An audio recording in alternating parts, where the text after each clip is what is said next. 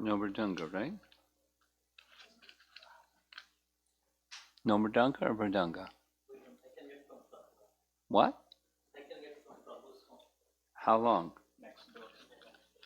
Next door.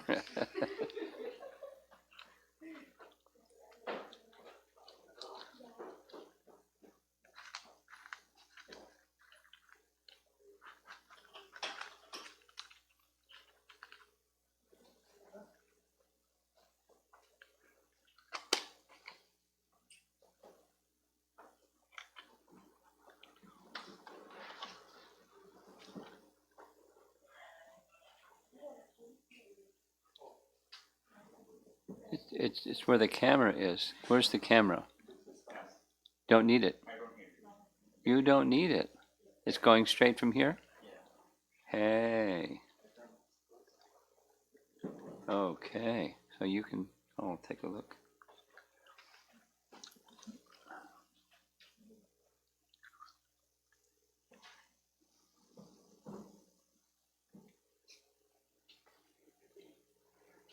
According to my watch, we're now at 6:30. Is that what you have? Should we begin?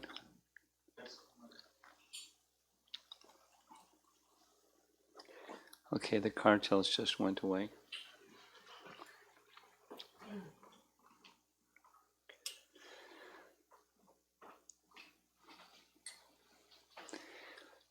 Jaya Radha Madhava Kunjabi Hari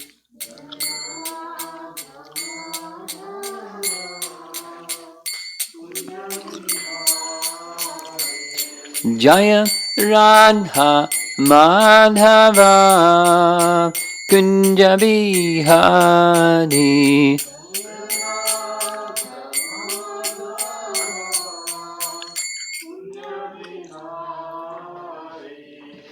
Gopijana Vallabha Girivardhari Gopijana Vallabha Girivardhari Gopijana Vallabha Girivardhari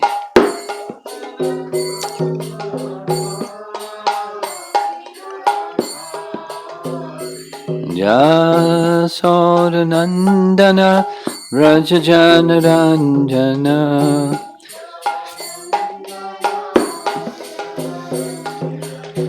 Jasodanandana Rajajanaranjana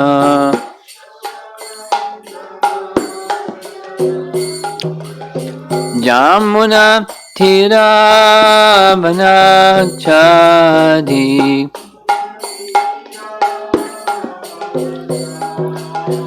Jamuna Tiravanachadi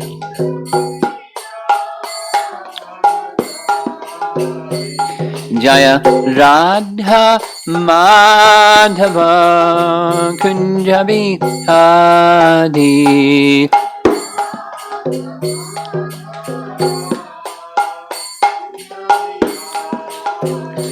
Jaya Radha Madhava Kunjabi Hadi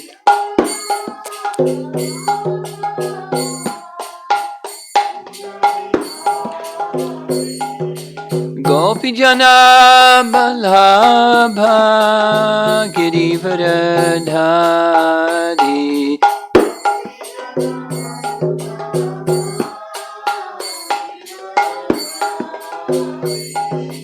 Gopijana Vallabha Girivardhari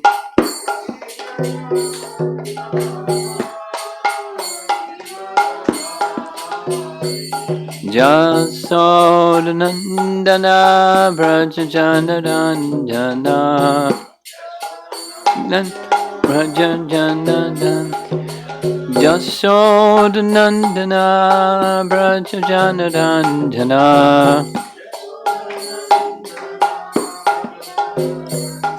Jamuna Tiravanachadi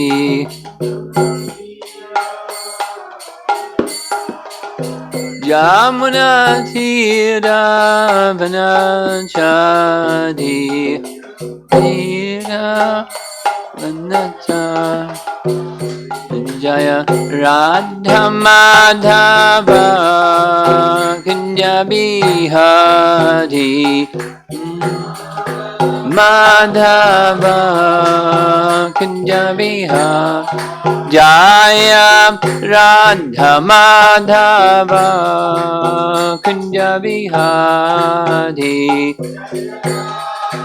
Madhava Kunjabi Hari Jayom Vishnupad Paramahansa Parivajagacharya Astatarasata Srimad His Divine Grace A.C. Bhaktivedanta Swami Srila Prabhupada Ki Gaur Premanandi.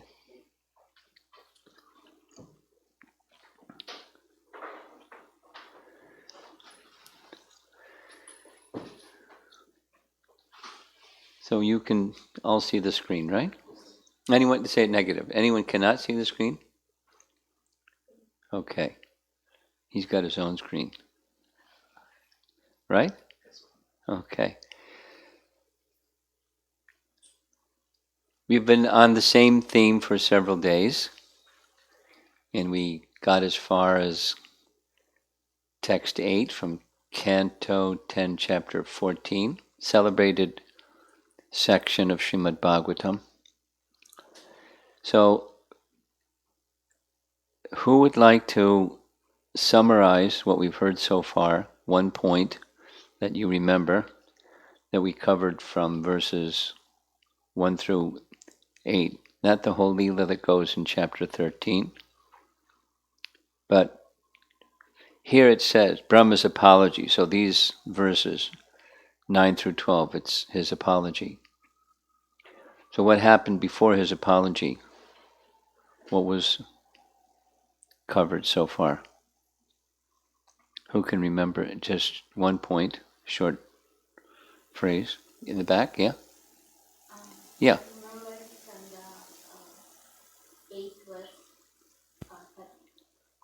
So what does it say? One should patiently waiting for the mercy of the Lord. Do we need a microphone so that the online people can hear? I can hear, but I don't know if they can hear.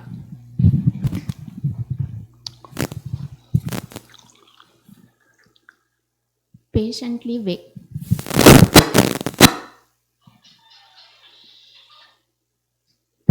waiting for the mercy of the Lord.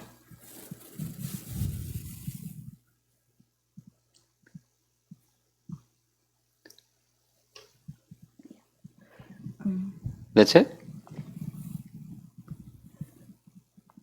You still got the microphone like you're going to say something, but you're not saying anything. I'm trying to remember. Trying to put it all together. Okay. Mm-hmm.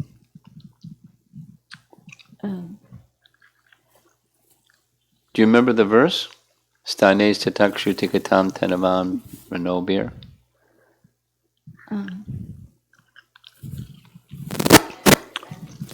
Anybody? Ooh.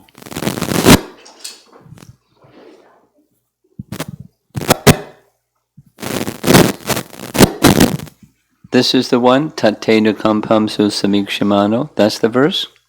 So what does it say? As essence, don't read it. What does it say? What's the essence?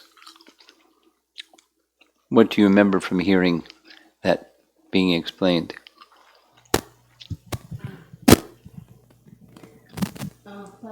By performing the duties,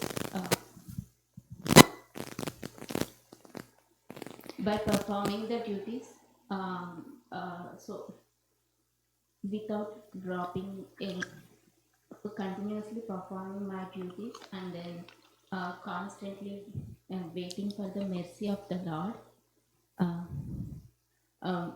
accepting the responsibility for my activities.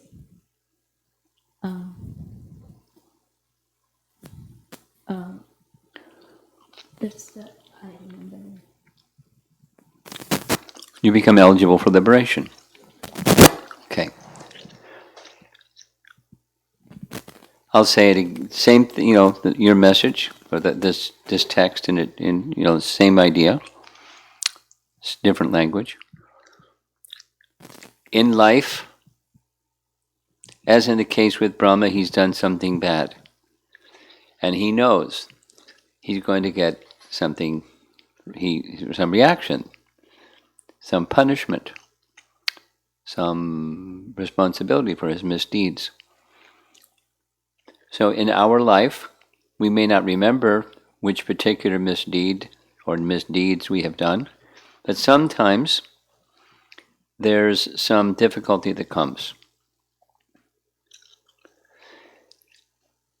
So the prayer of Brahma, or the advice for the devotees of Krishna following Lord Brahma, is accept the reaction that's coming our way for due to past misdeeds, and we're advised to continue three things. Continue performance of your proper duty. We continue dedicating ourselves, offering respectful obeisances using Hridvag and Vapu, our body, our heart, our words, and our body, in obedient and submissive service to Krishna. And the third is all the while just awaiting Krishna's mercy. So we do those three things, even in the face of adversity, and we're eligible to go back to Godhead. We're eligible for inheriting the kingdom of God.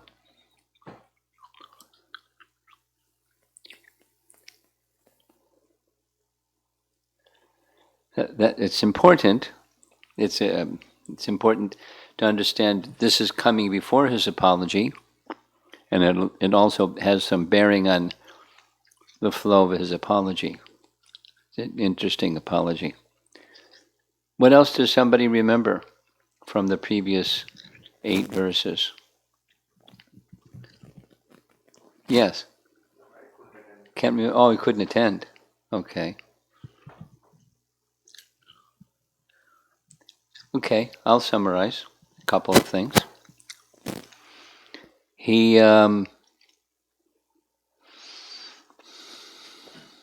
There's one verse in that early section that is an outstanding verse for followers of Lord Chaitanya, specifically. During the conversation between Lord Chaitanya and Ramananda Roy, Lord Chaitanya asked, "What's the goal of life and the means to achieve it?" That was the starting point of their conversation. And several verses were passed over by Lord Chaitanya, then he accepted one from this section. And that's the one that begins, Stane Statak, Shruti Gatam Tanavan Manobhir.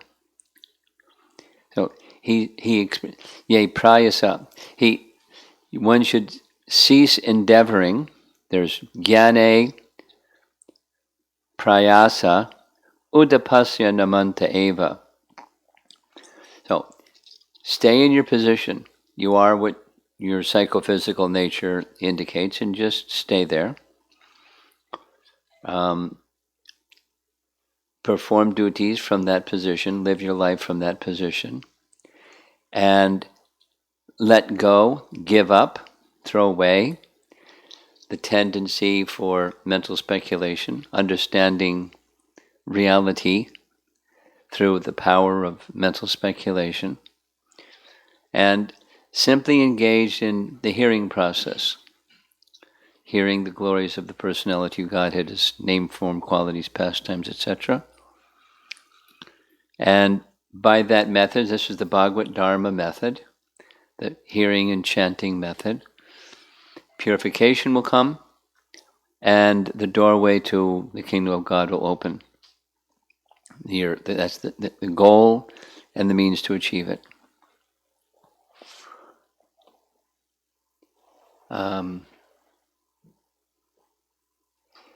He's appreciating the kindness that Krishna showed him because he desired to see his powers, and Krishna showed him like in a very unique and very special way his Krishna's powers. He's the theme of that section is placing in the superior position the bhakti process, and below that is the yoga process, and below that is the empiric speculation process. We heard him say that the yoga process can bring one to the point of realization of his impersonal feature, but it doesn't permit one to understand his personal feature. And even for those who are impersonalists, they have to achieve Otherwise, they won't achieve the impersonal realization. Fixing their mind upon Paramatma and freeing their mind and senses from material conceptions.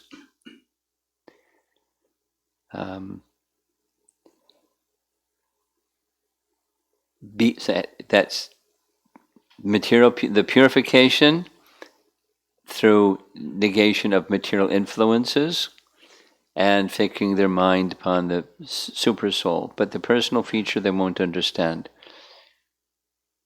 They won't understand. And how can one understand that which is inconceivable and the limits of the powers of the inconceivable? But the bhakti process gives some access to all those things that the other processes don't give access to. So now we're ready to hear his apology. It's short, just 4 verses, 9, 10, 11, 12. But there's a lot there. So first, the word is words of humility and submission. He calls himself Anaryan. That's this word in green there. Narya. But Anarya. My Lord, just see my uncivilized impudence.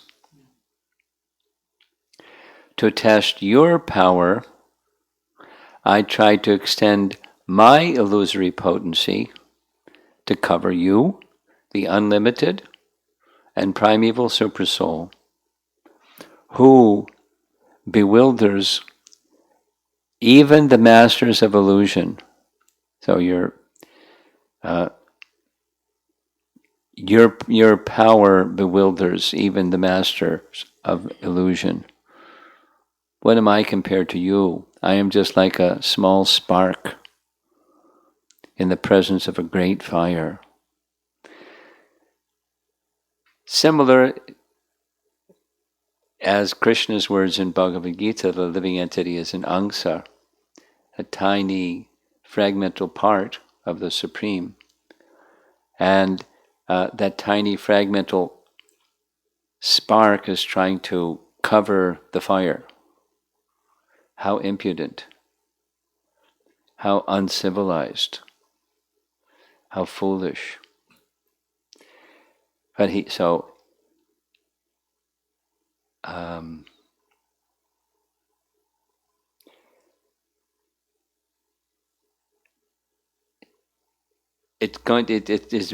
building a series of remarks that are humble in nature, but then appealing to the unlimitedly powerful Supreme. It's all connected.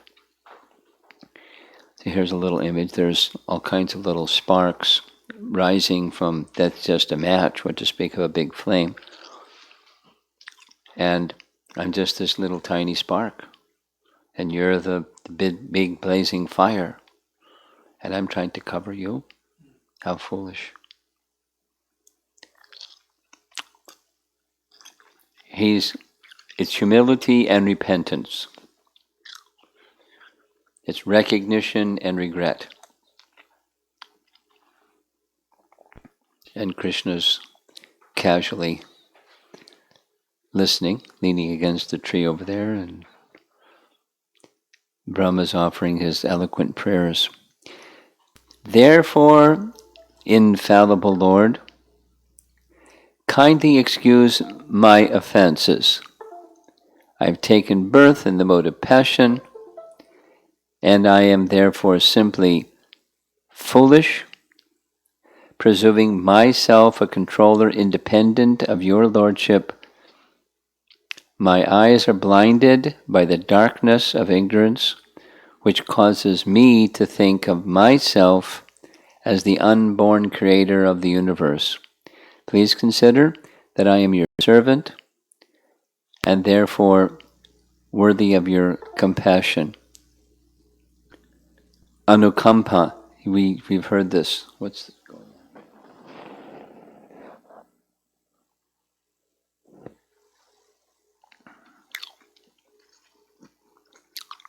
He's by nature. Huh? Have to unplug it? The whole computer? Just escape?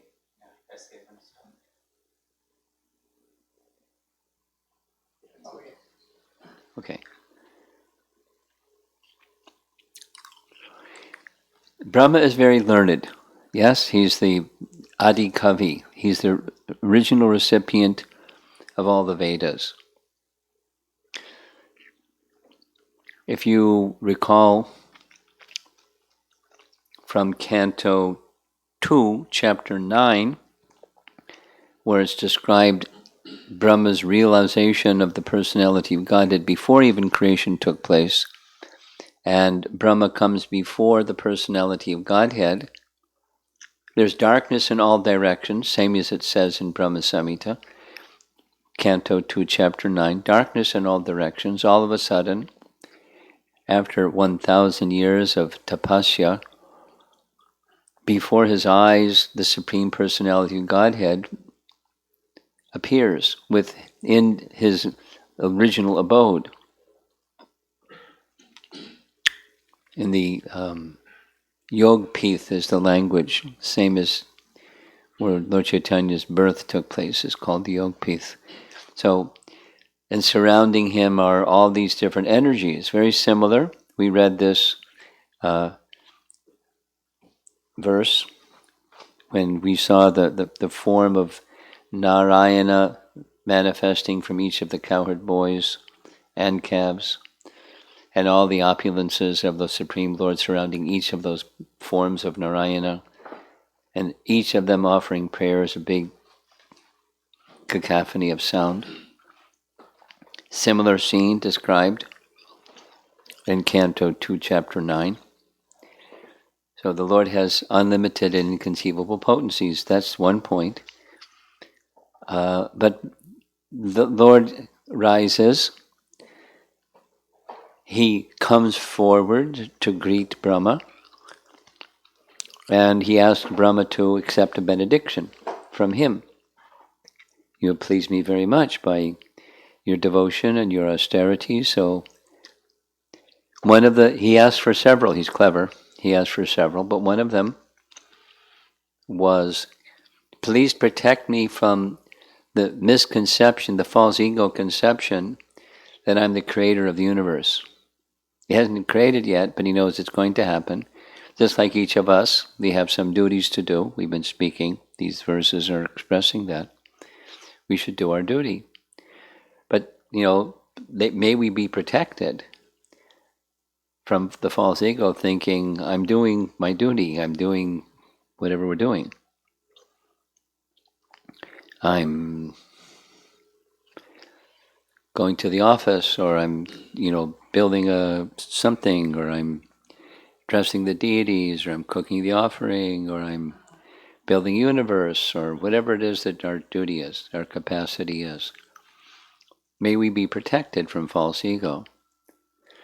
So here the Lord is protecting him from false ego, and he's recognizing it. He's saying it in a chronological sense that it hasn't happened yet, but it's already happened. He was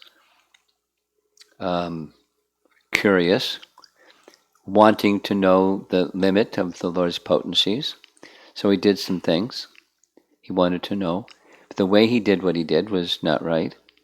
And he's now berating himself, simply foolish, presuming myself a controller, independent of your lordship, exactly what he asked to be protected from, he's being protected from. My eyes are blinded by the darkness of ignorance. And this darkness of ignorance is not just what Brahma passed through, it's what we're under. The darkness of ignorance. Om Ajnana Timirandasya Gananjana Salakaya, that celebrated prayer. Chakshuda Meditam Yena. So Krishna is his guru. So the Guru, Krishna, is removing this darkness of ignorance, which causes me to think of myself as whatever we think of ourselves as. The influence of false ego driven by ignorance, because false ego arises from the Mahatattva, when the living entity is getting ready to be covered by the illusion, this darkness of ignorance in the form of false ego. So now he's turning 180-degree turn and submitting. I'm a servant, and as a servant, I'm worthy of your compassion. Having some issue, could I get a copy of the PPT? It's not showing properly? Yeah, the device is not working properly. The device. Okay. Time out for technology help.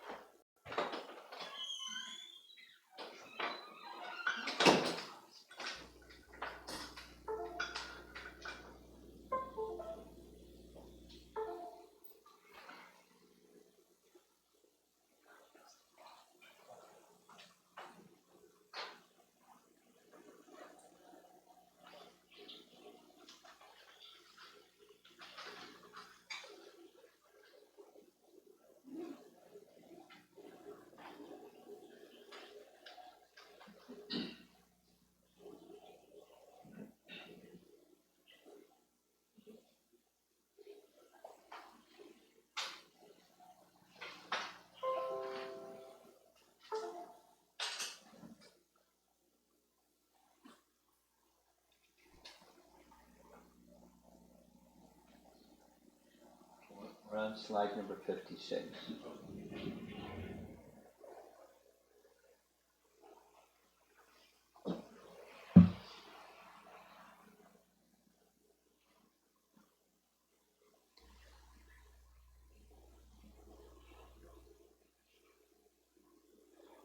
So that's 2 verses. Ready to go? Yes, sir.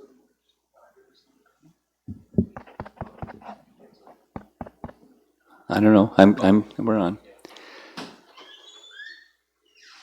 So that was text 10. That is text 10. Is that showing on the screen there? Okay. So 9 and 10. Impudent, foolish, presumptuous, covered by false ego, influenced under the influence of ignorance, testing you, and so it's sambandha. He's understanding his tininess in comparison to the Supreme Lord. He's recognizing, regretfully, the mistake that he made. So recognizing and regretting. Now it's rectification time. He's submitting himself as a servant and appealing to the Lord's kindness, his compassion. Now, he can be punished or he can be forgiven. And he's requesting protection for his misdeeds and forgiveness. Again, humility. What am I, a small creature measuring 7 spans of my own hand? I'm enclosed in a pot-like universe composed of material nature. So some of the Sankhya elements, the total material energy, Mahatattva, false ego, ether, air, water, and earth. And what is your glory? Unlimited universes pass through the pores of your body just like particles of dust pass through the openings of a screened window.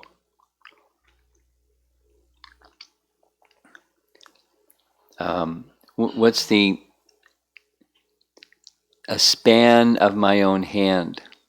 It's a classic measure. And the classic measure is between thumb, the tip of one's small finger, and the tip of one's thumb spread out as far as you can. That's called the span.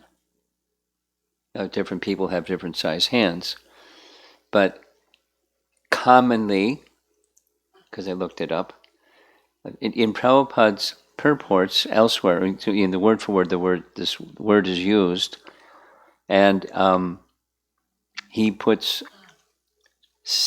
8 inches, and then sometimes 6 inches.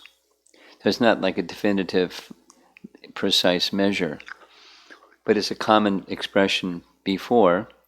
So, I don't know, 7 times of those. Our bodies are bigger than 7 times of those. But that's what he's saying. And the standard measure. Just because I was curious, in the biblical tradition, they use the word cubit. I don't know if you're familiar with that expression. And a cubit is from your elbow, like your forearm, from your wrist to your elbow. And 2 spans makes 1 cubit. So traditionally, a cubit is 18 inches, so half of that is 9. So a span, 7 times 9 inches, whatever that is. In any case, it's small. And small inside one pot-like universe, and you're the source of all universes. And just from the pores of your body come streaming unlimited universes passing through the pores of your body, just like you probably have all seen this sometime in the past. When in the morning sunlight, the light is coming through the window. This is meant to show a screen, and the particles of dust move through the screen. So just like particles of dust in the morning sunlight are maybe seen to be moving through the screen, so you're like the entire screen, and I'm like a little particle of dust passing through the whole screen. So I'm so tiny in comparison to you, and I was trying to test and examine you. Oh, Lord Adhoksaja, this is the final verse in this section. Does a mother take offense when the child within her womb kicks with his legs? He's the child within the womb, because within the body of Mahavishnu are all these universes, and he's in one of the universes. So, does the mother take offense when the child kicks with his legs within her womb? Is there anything in existence, whether designated by various philosophers as real or unreal, that is actually outside your abdomen?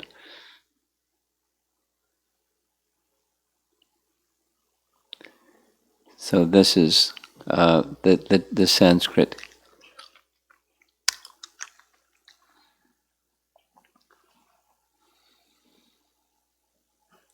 He's appealing for forgiveness, and he's building his little case for why he should be forgiven.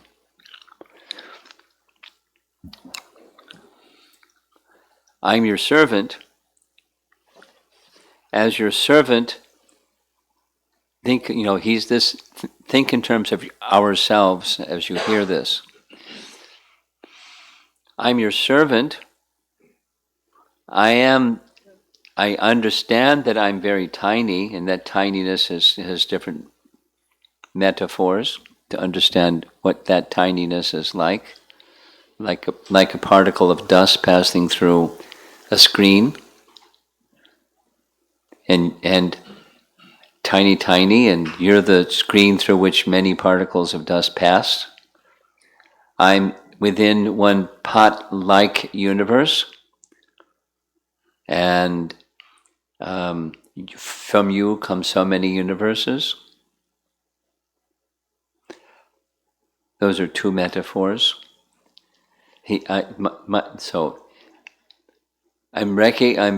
this is this recognition, rectification, submission, recognition, regret, rectification, so he can be reinstated in his proper position. He's appealing for forgiveness. Now the previous text 8, before this apology section, is he says, I'm ready to accept whatever punishment you wish to give me, whatever the reaction from my past misdeeds. Let me not budge an inch from the position of taking shelter of you. So if you wish to punish me, so be it, I accept. I'm not looking to wiggle out of the punishment that's coming to me for my misdeeds. At the same time, I'm recognizing you're very compassionate, superlatively compassionate, and I'm appealing to that compassionate side, that you forgive me and you allow me to continue to engage in your service. And implicit is, please protect me in an ongoing fashion from this false ego sense that brought about the offense to begin with. Instead of thinking in terms of being your servant, I was thinking in terms of demonstrating my strength to see how you're going to respond to my strength. How foolish. How impudent. Now this is Brahma in relation to the Supreme Lord. And application-wise, we're tinier, not in terms of the soul, but in terms of capacity, we're tinier than Brahma. And not exactly we confront the personality Godhead and measure our strength against his strength, but certainly engage egoistically, maybe not with malice, but egoistically in carrying out whatever it is that we carry out, doing whatever we do, cooking the offering or cleaning the floor or worshipping the deity or chanting our rounds or going to work or doing something in terms of service, and thinking not in a Krishna conscious way, but thinking in the doership way. And that's it's not healthy and wholesome. So we want to be protected from that.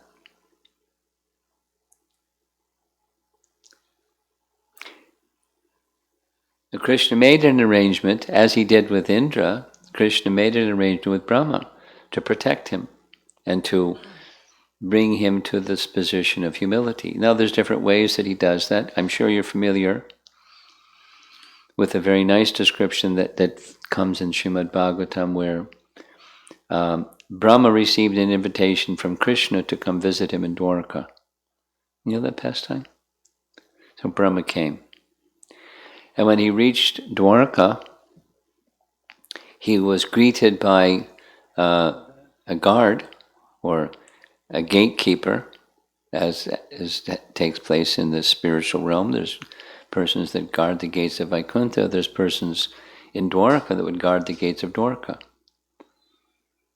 And the gatekeeper said, you've come to see Krishna, tell me who you are.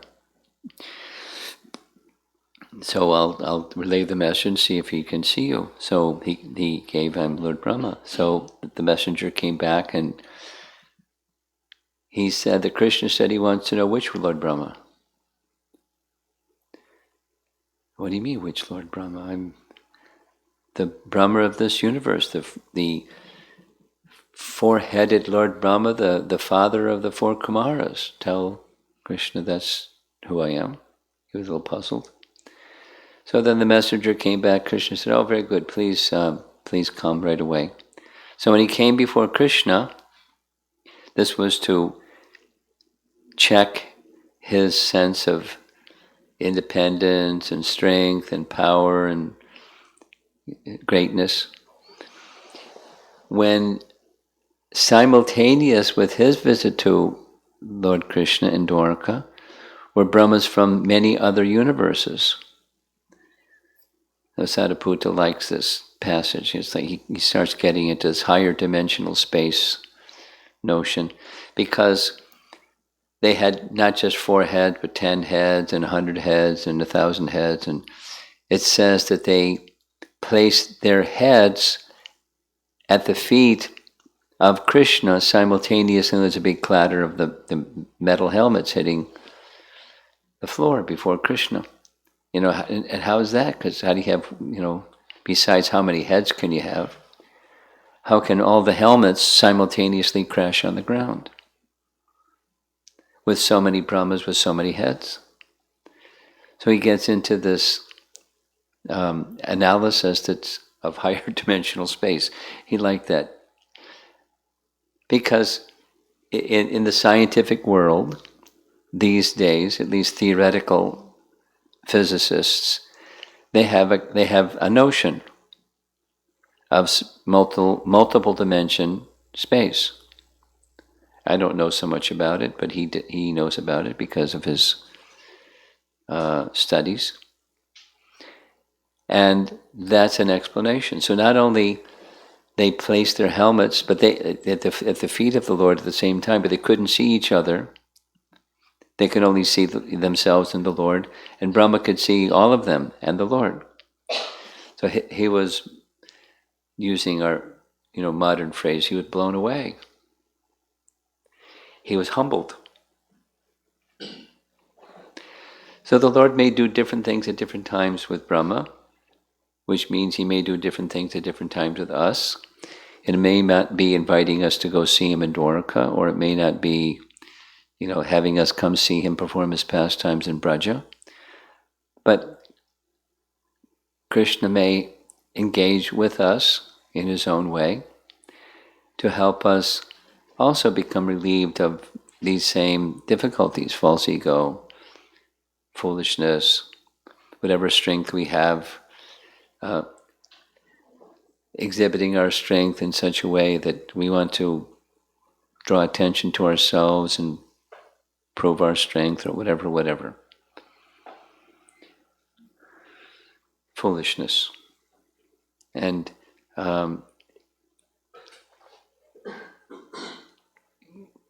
there's this pastime is Krishna's withdrawing that tendency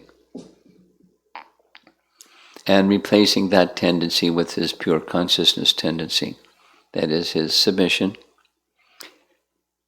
wanting to continue with his service, as his natural position is to be a servant, and calling for the Lord's kindness and compassion to forgive him for that foolishness of thinking anything other than the consciousness of pure devotion. And our sojourn in the material world is filled with it. In addition to, at the very, very, very, very beginning of the creation process, there's false ego, but there's ignorance. Not just, pervasive is the ignorance of ignoring Krishna. That's material existence. And to get out of material existence, the ignoring Krishna spirit has to be overcome. And the bhakti process, which he's glorified in the earlier verses, is the very means to do that. So he's appealing, submitting, I am your surrendered soul, surrendered devotee, and I'm appealing for your protection, your compassion, your kindness. And this nice little example, like the child in the womb of the mother, so he's calling Krishna mother. He's simultaneously mother and father and dearmost friend and everything. You are my everything. But it's not just emotional, it's cognitive. He has this understanding, and like a mother with the child in the womb, the child is kicking, she doesn't take offense. So please don't take offense. I'm this tiny living entity influenced by your illusory potency. Kindly forgive me. Don't take offense. I want to be reinstated. And then the next section begins more of his prayers. So all of these are prayers from the very beginning. But the apology has been given, the expression of humility has been given, the glorification of the bhakti process has been given, the acceptance of reaction, whatever it may be, with full remaining steadfast and dedication to the position of body, words, and heart, offering oneself fully in the Lord's service. Nice understanding. And then comes more of his prayers, which will continue tomorrow. Krishna permitting. Who knows, one day there won't be a tomorrow. So any discussion? Any comments or questions? Yeah. I was just thinking, two parts. One part is like keep doing the mistakes and playing the Krishna corrects, and it is embarrassing. Keep repeating the mistakes. That's one thought I'm having. And then the second was, how to be proactive. Like maybe, you already explained that taking shelter, calling out to the shelter, practicing devotion service is that my right understanding, Guru Maharaj? Like one part of the story is keep doing the mistakes and like hoping that Krishna will correct. Mm-hmm. And it's embarrassing to go into some cycle, because when we are doing some service, then it's obvious like we can put ourselves in the front for picture like that and get carried away with false ego or foolishness and all that. Well, I'm getting the first part. The first part is embarrassment to make the mistake, and then further compounded embarrassment that we continue to make the mistake. And the fact that we're doing some service is we're putting, your phrase was putting ourselves out before Krishna, but we may do that not in false ego, but it's really easy to do it in false ego, and we do it again and again and again. So that's not exactly a question, it's a comment. And what are we to do? Recognize, regret, again submit, and appeal to Krishna for recognizing this repeated tendency that he already knows. We recognize it. Please be kind upon us. Please accept the service that we offer, and please protect us from that same tendency to do the same thing again. History repeats itself. Tendencies repeat themselves. False egoistic action in all that we do repeats itself. Sometimes grosser, sometimes subtler, but it's there. Until we become pure devotees, it's there. So how to deal with it? That seems to be what your question is. The embarrassment and the repetition and the appealing and, just keep...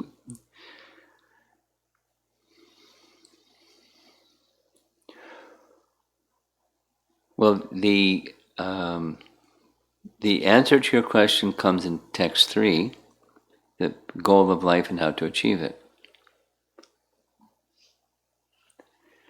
Shrutigatam Tanavan Manobir. We go on with the hearing process.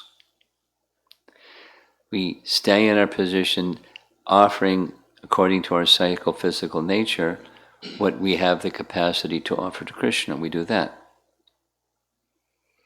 all the while continuing with the hearing and chanting process and this submission and appealing to Krishna. Please help us get on the other side of this tendency to repeat ourselves and to act in ignorance. It's effort, rightly reposed effort, bhakti effort, not the jnana effort. Effort properly reposed and appeal for mercy. All the while awaiting His mercy. Because we're going to just keep repeating this, one form or another form, one variety, another variety, one lifetime, another lifetime, this species, that species. Who knows for how long? So that's what we do. We follow what Brahma's prayers are teaching us to do. Now, did that cover the other part of your question? Yeah, basically, I'm understanding the other part of the question is covered. Okay, fine. Yeah.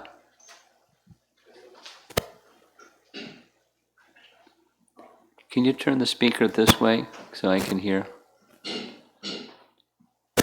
Thank you.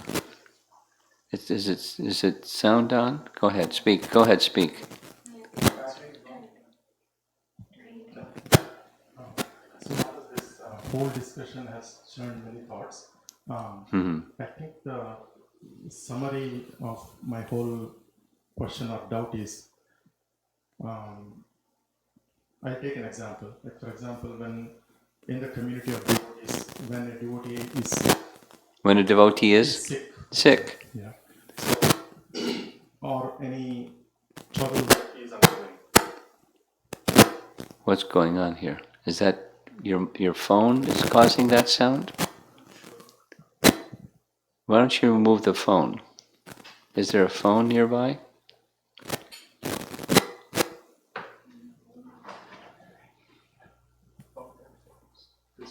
Sometimes that causes this. Okay? Shall I switch off this? No, that's it.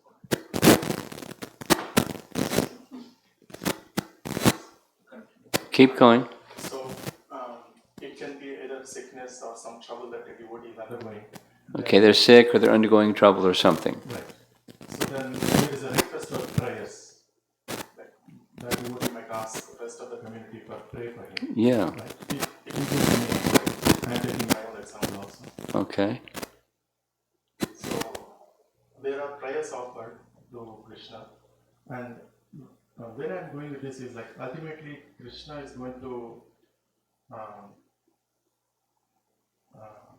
do what he likes or what is beneficial for the devotee. Yeah. But it doesn't seemingly to be like for example the sick devotee might get worse or the trouble might get much worse.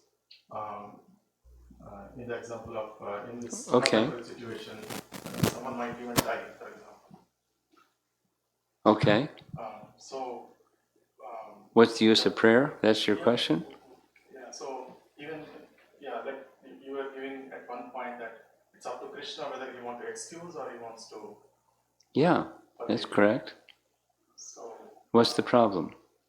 problem is like to after ardent prayers also if things happen. You want to understand why Krishna doesn't do what the prayer asks him to do. Is that what you're asking? Well,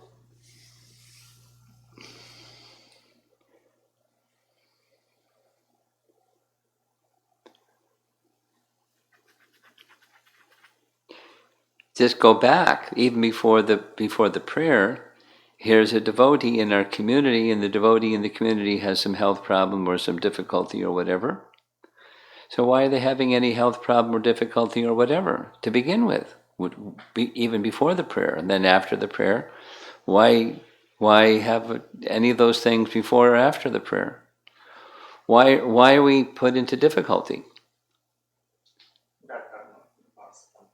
Yeah.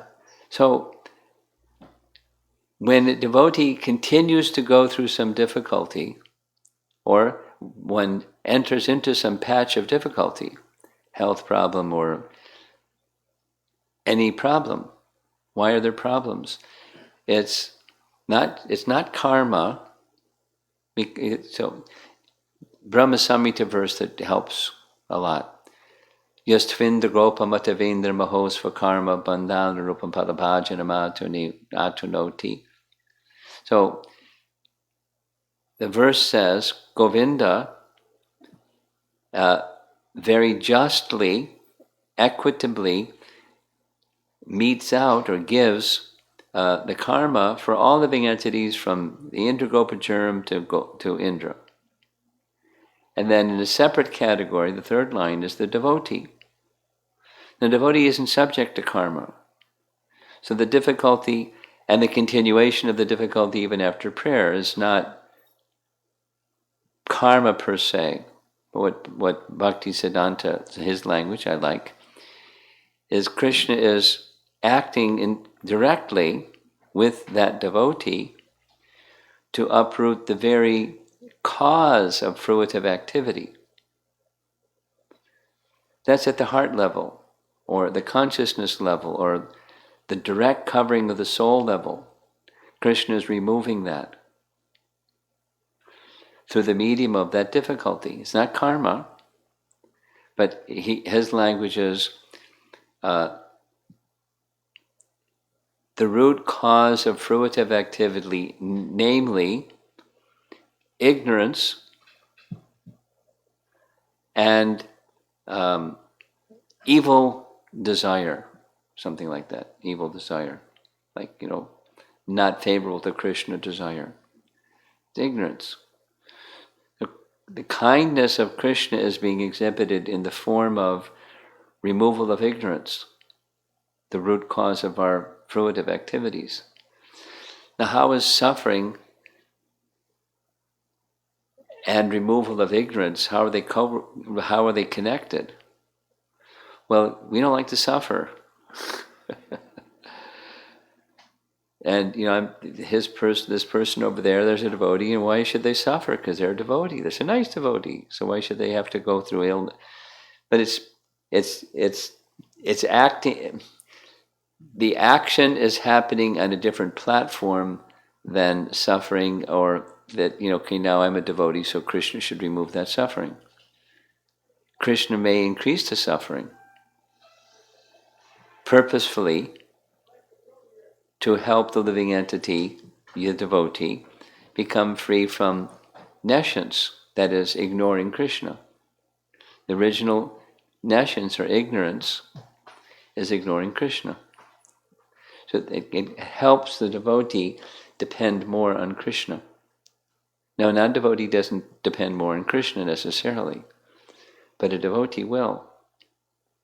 There's a challenge that comes within to submit to Krishna, like Yes. How do we come into material existence to begin with, before there's even some, the devotee that gets a difficulty, a health difficulty or whatever difficulty? Why do we come into the material world to begin with?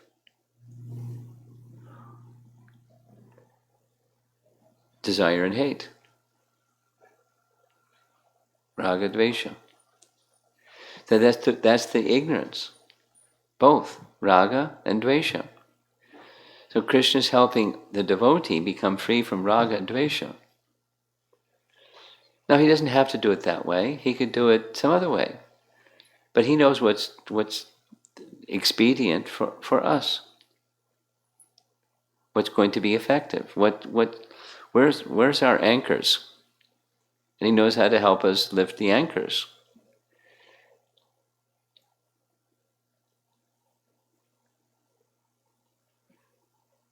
So from the devotee's position, back there somewhere, I did some bad stuff. And I'm responsible for that bad stuff. And not only I did bad stuff which I'm responsible for, but there's a tendency to do bad stuff. Not just from back there, it's still there. So Krishna kindly remove that. So when Krishna starts to kindly remove that, it may be in the form of whatever whatever he wants, whatever he knows is best to help us become free from even the tendency to do bad stuff. It's not karmic related, it's liberation related. So we may pray to Krishna, please help this devotee. I mean, I'm thinking of Preeti Menon's mother. It's difficult. It's because she writes and describes what's going on. Her mother's a wonderful person. I mean, anyone that just has met her once, what to speak of, has been around her, she's a wonderful person. And she's going through. So Preeti Menon's friends are asking, your mother is such a wonderful person, why does God allow her to go through this difficulty? And Preeti, in her simple-hearted way, said, Krishna is helping her to get an opportunity to hear constantly about him before she leaves her body.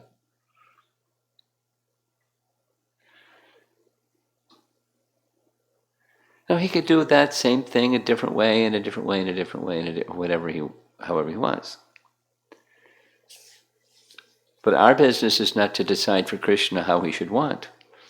Our business is to be his servant, and we accept the arrangement that Krishna makes, and according to the arrangement that Krishna makes, we continue with our service. So that's what she's doing by the side of her mother, just not praying to Krishna, please let her not have to suffer like this. Because she's a good person. She's a good person. She's a wonderful person.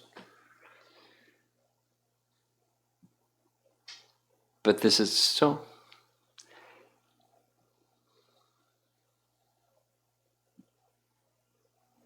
Yeah, many times it seems to be just like misgiving that it is happening to devotees around me as if there is no Krishna at all. Like it's just as if another materialist is.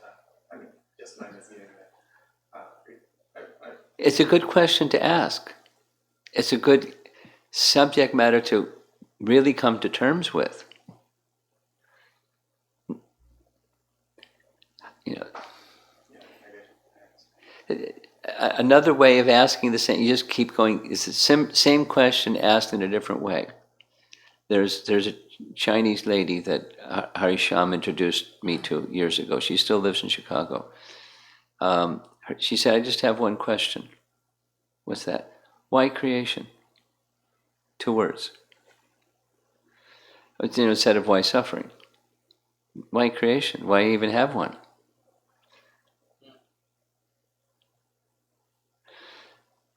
Well, it's 2 things. House of correction and house of detention. Living entities have a chance to fulfill their desires. That's why it's there.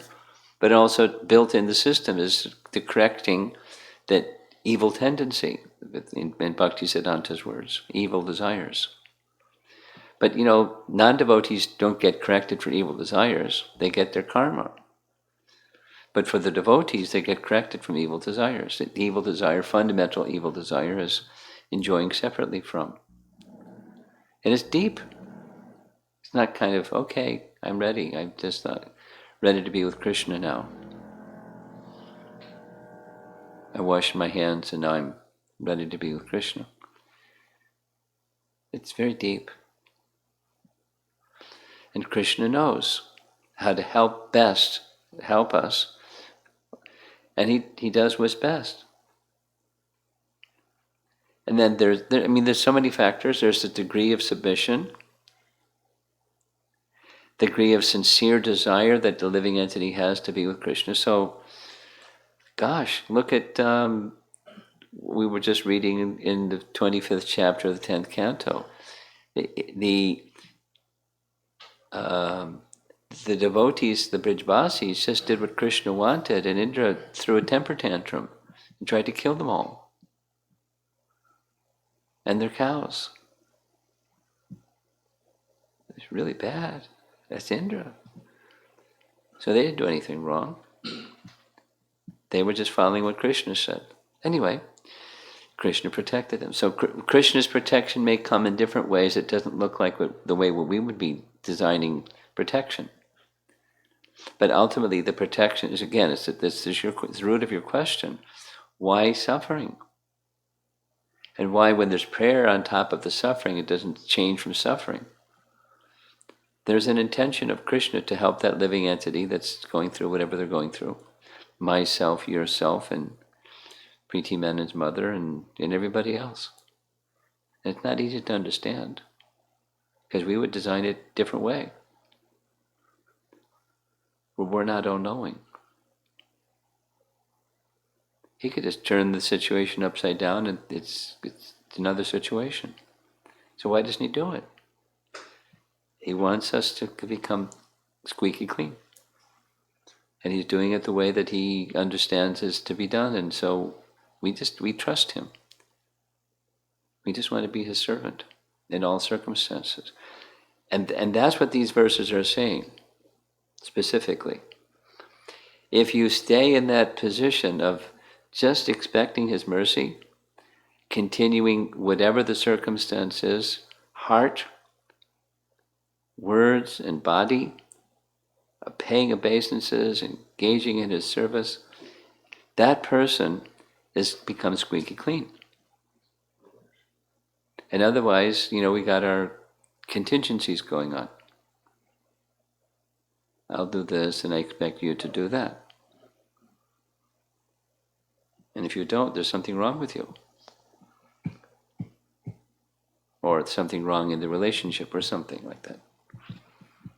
Nothing wrong. There's nothing wrong from Krishna's side. Now that's faith.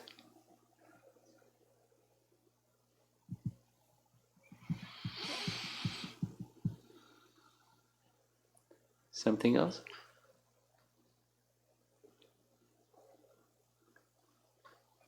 Some online questions?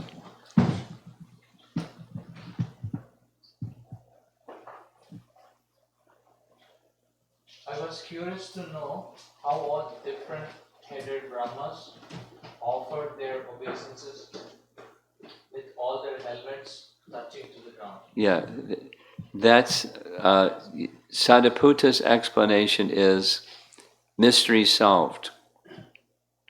Higher dimensional space. That's his explanation.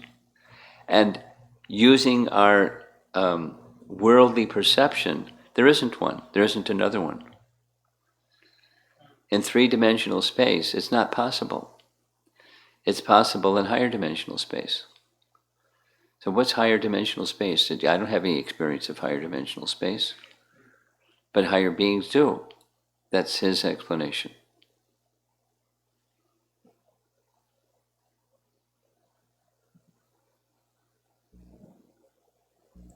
Anything else online? That's it, Marsh. Wow. Okay. So we're done. Srila Prabhupada ki? Jai.